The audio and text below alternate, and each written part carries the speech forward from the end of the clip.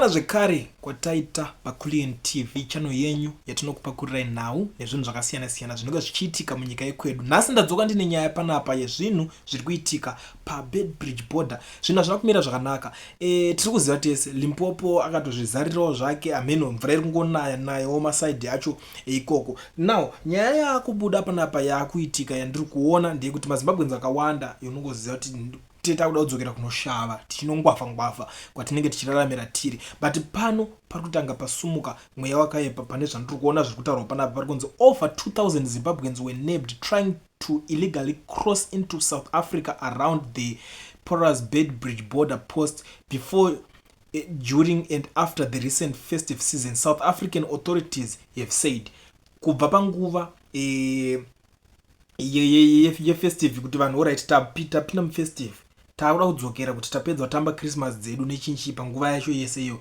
Pari kunzi pakasungwa maZimbabweans vanodarika kuita 2000 vaida kupinda nepaboda. Ndo chimwe chidzidzo chekuti vanhu makuzoona izvi zvine makushamisika kuti kwose vanhu varamba vachishingirira kuenda nemumvura, kwose vanhu varamba vachidai. So those are the things zvinenge zvakusanganwa nazvo mukufamba imomo. Inova nyaya inosiririsa chaizvo because hazvisi zvinhu zvinovaraidza kuona maZimbabweans vachishungurudzika kudai. So zvinoda zvinhu zvinokonzereswa futi nenyaya yemamiriro anenge akaita zvinhu kunyika yekwedu. Ndo zvinhu zvinenge zvakaningana. I think tese takuziva zviri kuitika, but nyaya iripo ndeyekuti over 2000 vari kunzi vakabatwa.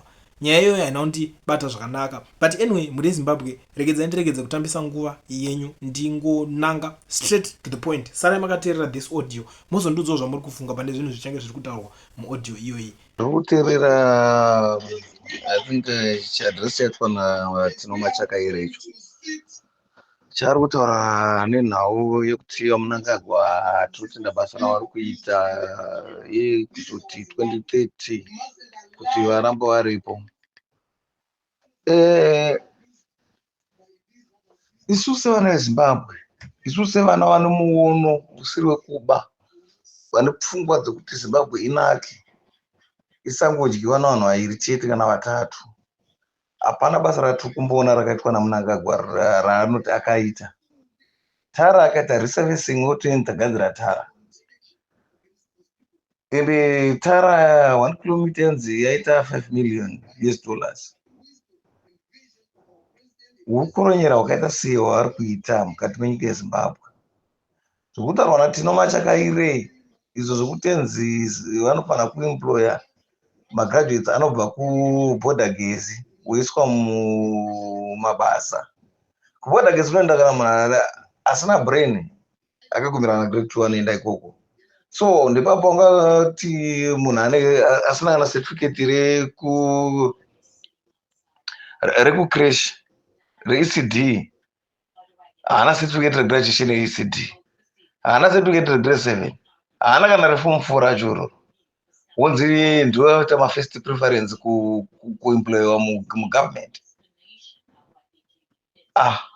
Zvinotokatyamadza izvi nokuti Tino Machakaire ndaitomboona kuti munhu ane musoro uyewo anyorerwa chibepa chaari kuverenga ameno, but zvinhu zvari kutaura hazvimeke sense nokuti isusu tine thousands of thousands yemagraduates ari kugraduate from different institutes, mauniversities, havasina mabasa. Vamwe vacho ndo vakutora mutoriro vakagara pamabhiriji, vamwe vacho ndo vakutopengeswa nemutoriro iyoyo yavari kutora nekushayikwa mabasa.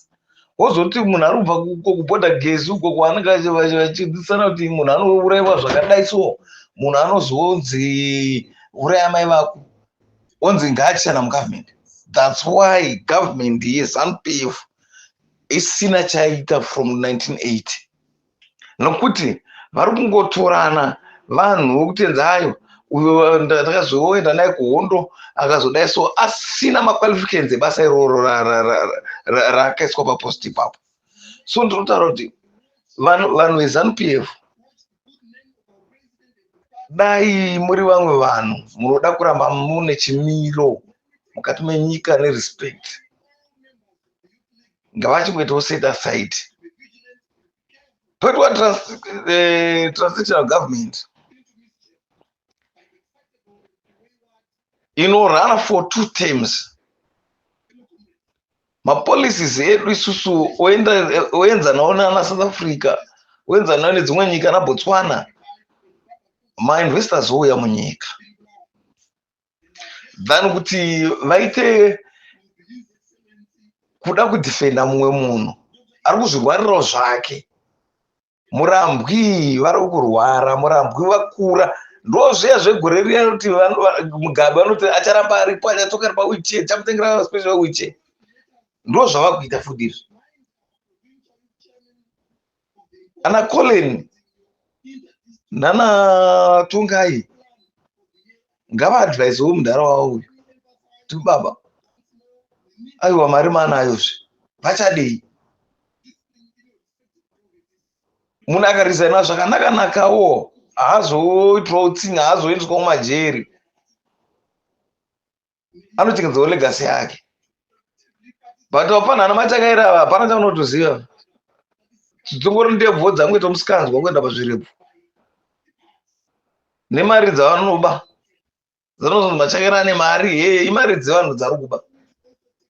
So hapana chavanongataurire nyika, hapana chaungaadhiresere nyika kuti vanhu vangadi nemapenzi anenge achiomberera asina basa rese.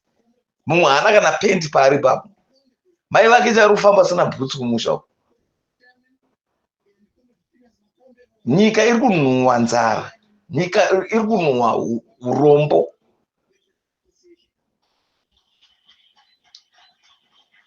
Vanomhanya kuataka Gezi.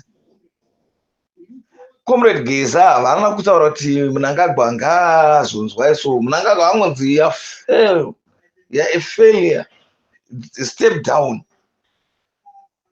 Zvinhu zvinongodawo kungonzwisisa kuti aiwaka chokwadi apa ndakundikana, regai ndipowo mumwe mukana, nyika yedu ienderere mberi. So hapana patingazoti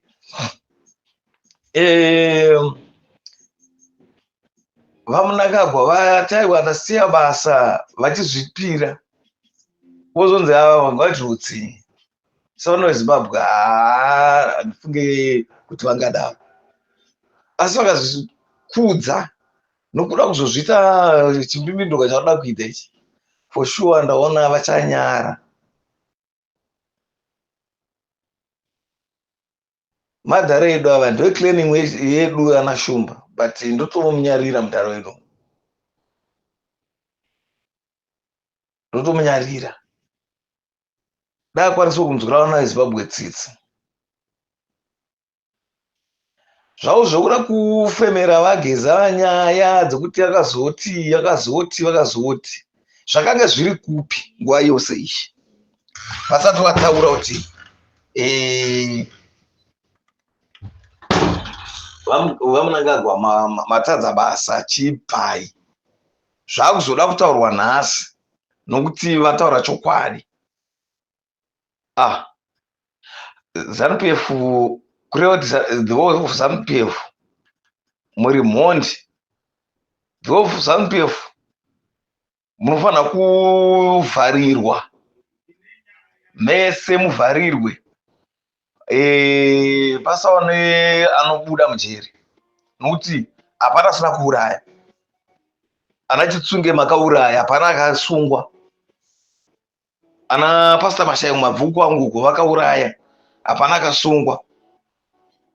Simudzirai nyaya dzidzo tione kuti mapurisa muri kutonga zvine justice. Asi makada kuti munhu ataura chokwadi, ende chokwadi ichi haana kuuraya munhu. Ataura chokwadi kuti aiwaka dai machisudukawo papindirawo vamwe, nyika ienderere mberi, naivo vanakirwewo nezvinenge zvakuitwa nevamwe.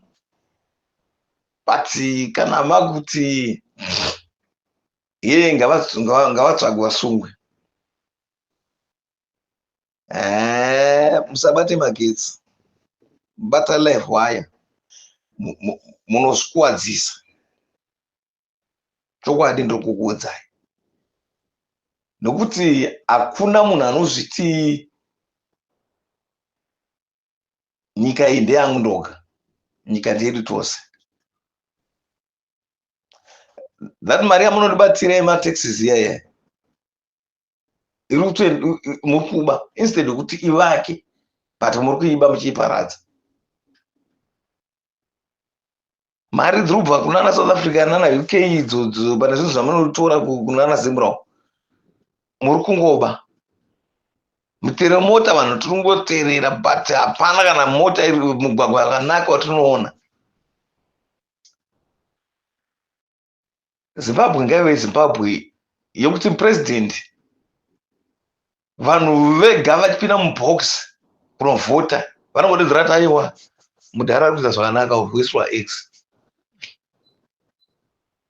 kwete kutakurana nemabhazi, kutakura munhu anobva kudotito musoro uko kuenda naye kuBenz Bridge, kutakura munhu anobva kuVic Falls uko uchienda naye kuChimanimani. Munhu anoita 1 month asingagari mumba achitenderedzwa naMarare. Dzunguva vachingosiyiwa nemabhazi vachizochema vachizobetserwa nemaweushers. Dzidzai kune dzimwe nyika hakuitwe mazirala munoita aya. Vanongofamba chikambina nedzimotokari. Ngokuti aiwa nhasi tine Kalahari. Vanhu vachitongokambina vachienda. Kwete zvokuda kuti pasina niki, aita sei? Kuda kumurayirei? Kuti pasi kuuraya. Hamudzidzisei vana venyu vamunoitisa maslogani aya. Kuti pasina niki kuratidza ngaafe. Hamuna moyo, muri mhuka. It's time for you, Murambwe, baba vangu, muchizorora. Musiyane nekunzi sve nepwere. Pamakagonawo makagona Murambwe. Pamatadzawo muchite ndinoti aiwa ndatadza. Hazviurayise. Purazi munaro rekurima zvakanaka, kune zvese, usiyai muenda kugara kupurazi kwenyu mozorora. Ndatenda hangu.